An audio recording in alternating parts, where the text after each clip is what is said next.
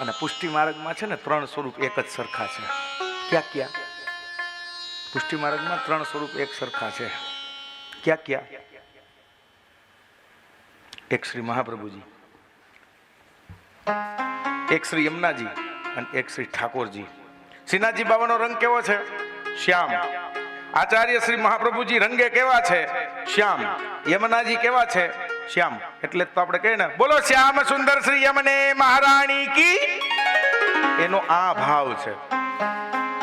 અને ત્રણેયનો સ્વભાવ પણ એક જ સરખો છે. મહાપ્રભુજીનો સ્વભાવ કેવો છે? દુઃખને દૂર કરી અને સુખ આપવાનો.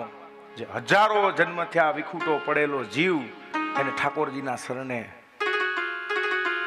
લાવવો, આ મહાપ્રભુજીનું કર્તવ્ય છે. અને ઠાકોરજીના વિયોગનું દુઃખ દૂર કરી અને સંયોગનું સુખ આપવું, આ મહાપ્રભુજીનું કાર્ય છે.